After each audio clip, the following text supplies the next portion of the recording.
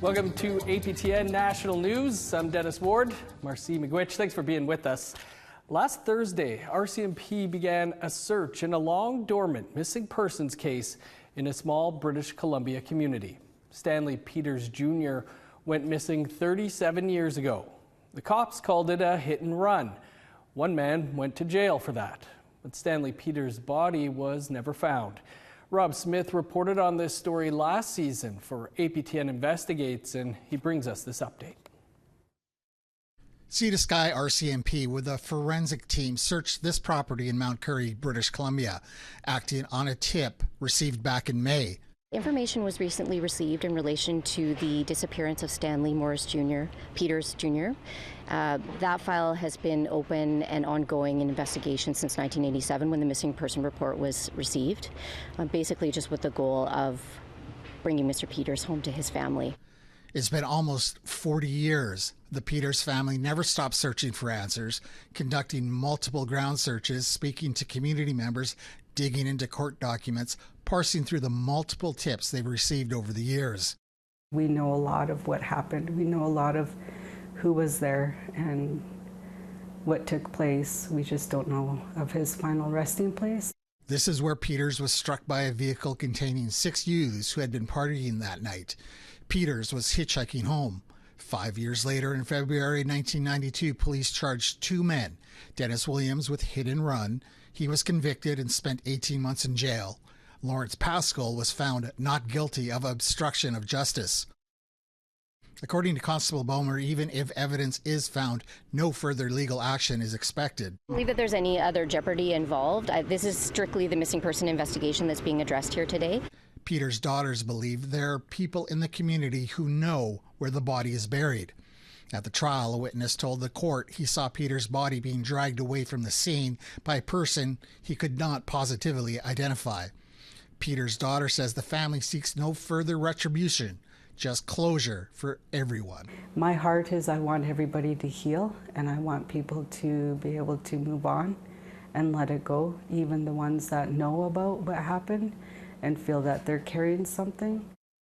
The residents of the property searched are not involved in any way. RCMP has yet to release information on what, if anything, was discovered. Rob Smith, APTN National News, Mount Currie.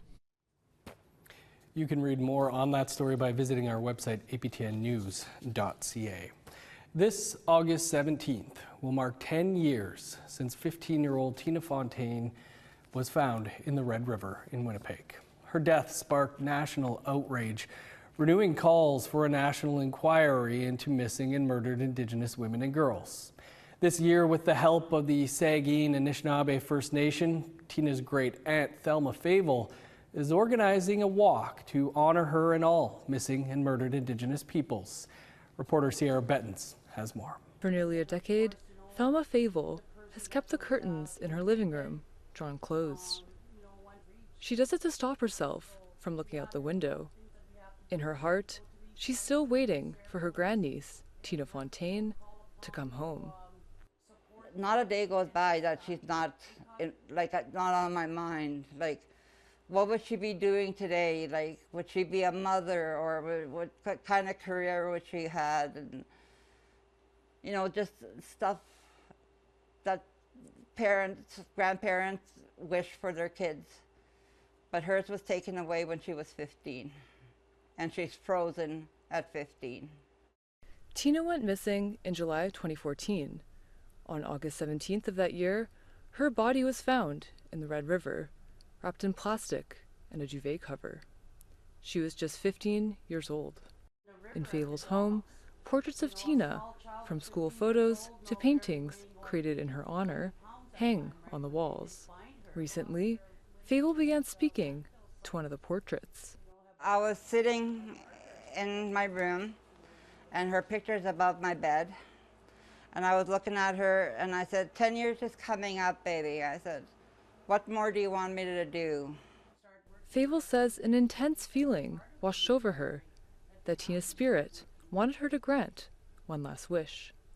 She wanted a feast, a walk, not just for her, but for all murdered – and missing women, girls, men, boys. 10 years later, Favel says her wish has been granted. She will now be able to she wants them all remembered. Fayval was determined to make Tina's wish a reality. She reached out to Madeleine Corshane, a former seeking counselor and tireless advocate for Tina and MMIWG. She quickly jumped into action and helped organize a memorial walk in honor of Tina and all missing and murdered Indigenous peoples. I hope that even just starting this walk on the 10th anniversary of the family of Tina Fontaine, that it sheds light to others to continue doing what they have to do. It's happening August 17th. People are invited to the Saging Anishinaabe First Nation, situated 125 kilometers northeast of Winnipeg. It's Tina's home community, but it has the highest number of unsolved MMIWG cases out of any First Nation in Canada. Tina's death drove people across the country to take action, and ultimately, for the federal government to begin working on the MMIWG National Inquiry. You see the red ribbons on bridges along, Manitoba. You see prayer walks or fires going, or, feasting going for families that are starting to engage on their own. However, in the 5 years since the National Inquiry's call to action, Corshane says there's still much to be done. When we lose someone or there's someone going missing, it can't just be the family. We need a unit where they will come to the family and say, we're here to help. As the community gears up to fulfill Tina's wish, Fayval has one for herself, too. After 10 years, she hopes to have the courage to open up the curtains in her living room, letting go, but never forgetting her grandniece. This is my way of honoring Tina, to let her know that she'll never be forgotten. Like the Premier called her the face of change, and which she was. She woke up everybody. The walk starts at 10 a.m. on August 17th, beginning at the Sageen Catholic Church. Sierra Buttons, APTN National News, Winnipeg. There was more backlash over last week's announcement of funding cuts towards the search for unmarked graves. Last Friday, the feds announced future searches will be capped at $500,000 per year. About 100 people gathered on Parliament Hill to express their disgust at those cuts. The majority of the group bused to Ottawa from 6 nations of the Grand River in Ontario. They consisted of youth advocates, survivors, elders, and intergenerational victims. Some broke down in tears as they urged the federal government to rethink the decision to cut funds. On Friday, a Crown Indigenous Relations spokesperson said the cuts were a more sustainable approach to providing funding to as many community-led initiatives as possible. Laura Arndt is the executive director for the Survivor Secretariat for the Mohawk Institute Residential School. She attempted to speak to Crown Indigenous Relations and Northern Affairs Canada on Monday to reverse their decision, but to no avail. It was devastating for me at the Survivor Secretariat. I can't speak to what that means for the other 413 entities, people who were part of that conversation, because our voices were muted in that conversation, our mics were muted. What it means for me is that for Canada's logic, reconciliation comes with a $91 million price tag. Truth can only be told with very limited resources, and if we aren't prepared to live with it, then Canada isn't prepared to continue its work with us.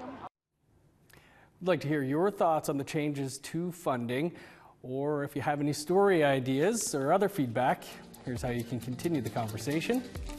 If you have a story you want to share, send us an email to news@aptn.ca. To read and watch our stories, go to aptnnews.ca. You can find us online on your favorite social media sites, including TikTok, YouTube, LinkedIn, and X. Follow APTN News to join the conversation and see our latest stories. 24 Inuit youth joined an expedition that conducted ocean science of the waters of Labrador. We'll have that story and more coming up after the break.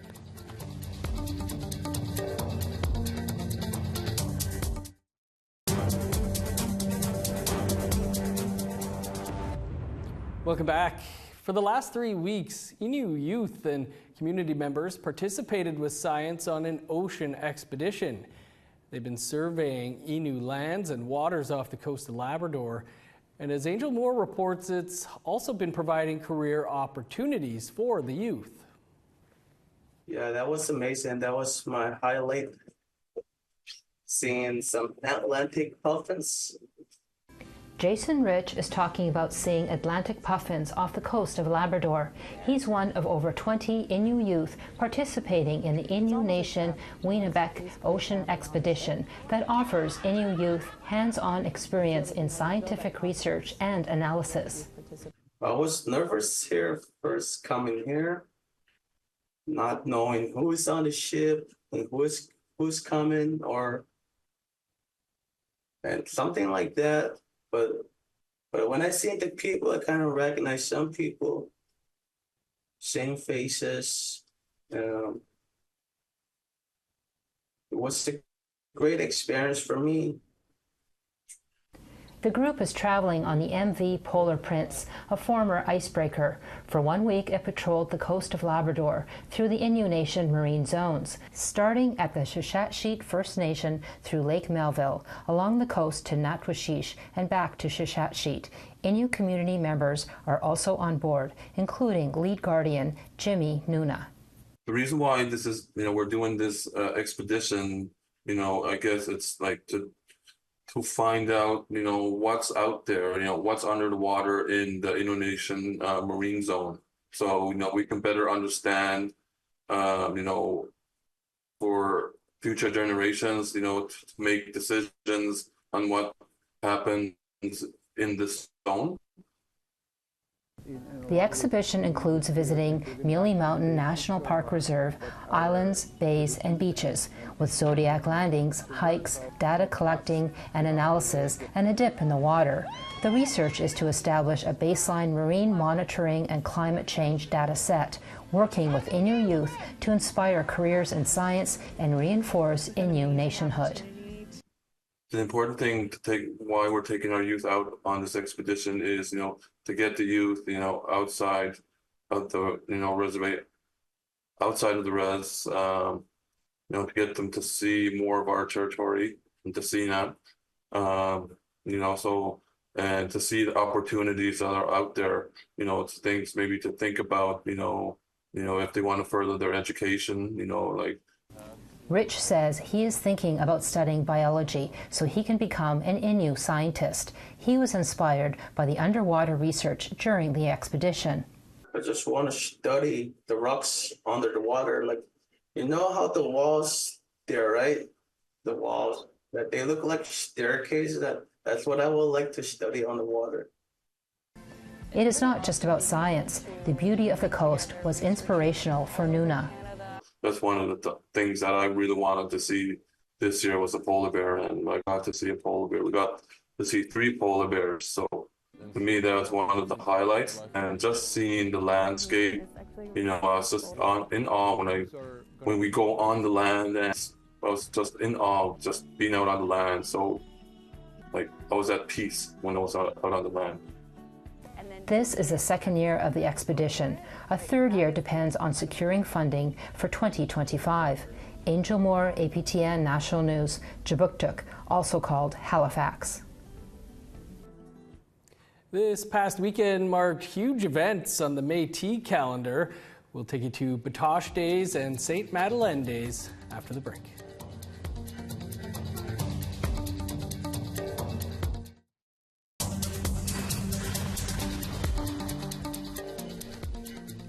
Welcome back. Here's a look at your current conditions. 18 in Fredericton, 14 in Halifax. Cloudy and 15 in Kuujjuaq, 14 in Nain.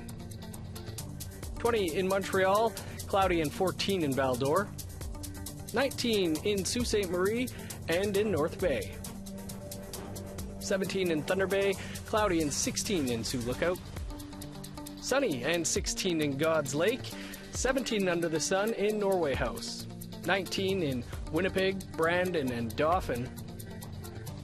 Smoky and 20 in Regina. Cloudy and 16 in Saskatoon. 18 in Meadow Lake. Sunny and 19 in Buffalo Narrows. In northern Alberta, smoky and 23 in high level. Sun's out and 21 in Fort McMurray. 23 in Edmonton, showers and 25 in Lethbridge. 13 for Vancouver and Victoria, 20 in Kamloops. 9 in Prince George, cloudy and 12 in Smithers. 8 in Old Crow, 15 in Whitehorse.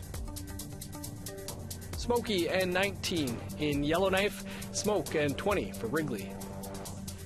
+2 in Sax Harbor, 9 with rain in Pawlatuck. 21 in Chesterfield and Arviat. +1 in Resolute, 4 in Arctic Bay. Lands from the historic community of St. Madeleine are one step closer to being returned to the Red River Métis. At the annual St. Madeleine Métis Days on Friday, the province and the Manitoba Métis Federation signed a memorandum of understanding to begin negotiating a 100-acre land transfer. Reporter Sierra Bettens was there and has more. Hundreds of Red River Métis travel to the historic community of St. Madeleine for 3 days of jigging, jamming, and joy every third weekend in July. The former town, located near the Manitoba-Saskatchewan border, was home to over 200 Métis before they were forced to leave their homes. But soon, their descendants may be able to return. This might be the first time since we own this province in our way as leadership and military that a piece of land is given back to us that was robbed from us. On Friday, Manitoba Métis Federation President David Chartrand and Premier Wab Kinew signed a memorandum of understanding. The MOU will launch negotiations to give 100 acres of St. Madeleine land back to the Red River Métis. In the coming months, the province will host discussions with stakeholders, including Gambler First Nation in Treaty 4. We're going to work with gamblers, we're going to work with other First Nations, we're going to make sure that we do this thing right. But I want to say that the goal of what we're trying to accomplish here is to right a historic wrong. At the turn of the 20th century, about 250 Métis settled in St. Madeleine. Many were fleeing the oppression they faced following the Red River and Northwest resistances. It was a modest town with a school, church, and cemetery. But in 1939, the federal government forcibly displaced residents and burned the community to the ground for cattle farming. It still bothers me today, this issue. And it bothers every Métis family here that cattle, a cow, can be worth more than a Métis life. Throughout his 27 years as president, Chartrand has heard countless heart-wrenching stories from former residents and descendants of St. Madeleine, many of whom are still longing to come home. After hearing news of the land transfer, some have already shared their visions for the future of St. Madeleine. Already people are talking about building little cabins, they're talking about building different things in this area to start, and they want to come back because they're going to celebrate more than just once a year. And they want to come back here, but a lot of it is just in memory of their past parents and grandparents. They want to keep that memory alive so the next generation will always know the pride and also the dedication and the vigor of our people. We will never give up when we fight for something. Kinew said the proposed 100 acres to be given to the Red River Métis is mostly Crown land. He said the next step is to talk to surrounding First Nations, towns, and stakeholders to ensure all voices are heard. Sierra Bettens, APTN National News, St. Madeleine, Manitoba. Well, this past weekend, Métis people from across Turtle Island also gathered in Batoche, Saskatchewan. This year's annual Back to Batoche Festival was filled with reflections on the past and what is to come in the future. Video journalist Rachel May attended the event.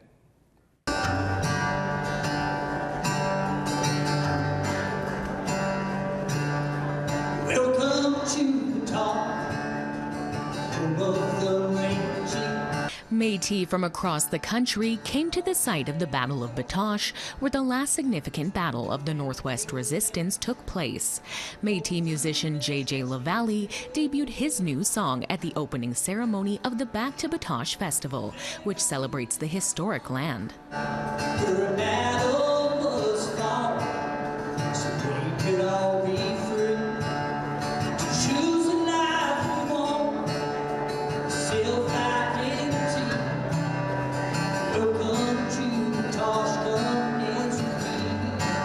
President Glenn McCallum of Métis Nation Saskatchewan attended the opening ceremony to highlight the ongoing partnerships and continued growth. He says without partnerships, it's impossible to continue to grow. The word reconciliation. I've always said openly that's a weasel word, because everybody feels good about themselves when they talk about reconciliation, have meetings and go home and nobody does anything. And you can prove it yourself. Russ Morasti is the Lieutenant Governor of Saskatchewan. He is also a member of the Lac La Ronge Indian Band up north. He agrees with McCallum. I know it's difficult times, but as President McCallum said, it's all about us sharing that load and not looking just to leadership to do it for us. McCallum said this year there were two themes for the event. The theme of this year's Batoche is nations coming together, and it's all nations. Our federal government, our provincial government, with the First Nations, Métis, and Inuit. We have to start somewhere, and we've been working hard here in Saskatchewan for the last 7 years. The other theme was Kischi Mashanaikon Ostcha Michif, the sacred document of the Michif. At the event, MNS also marked the beginning of a renewed partnership between MNS and Parks Canada. A memorandum of understanding was signed at the event to detail how the two organizations will work together to manage the Batoche National Historic Site. We signed a new agreement where we recognize that we have to grow in some areas. We have to have a little more say in regards to how we promote our history. We're true partners. As for what future festivals hold, McCallum says every year the event continues to grow and become better than the year before.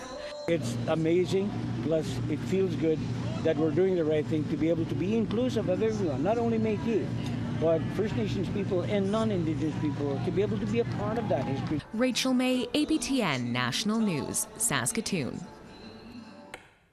What a weekend. Looked like a hot one there. That is all the time we have for your first look at the news today. You can stay up to date and get news anytime by visiting our website, aptnnews.ca. You can also head on over to our APTN News YouTube page. We will have all the latest news, including on the forest fire situation in Jasper Park in Alberta, in just a few hours from now on your APTN National News at 6 p.m. Eastern Time. I'm Dennis Ward. Marcy Miigwech, thanks for being with us. Have a great afternoon.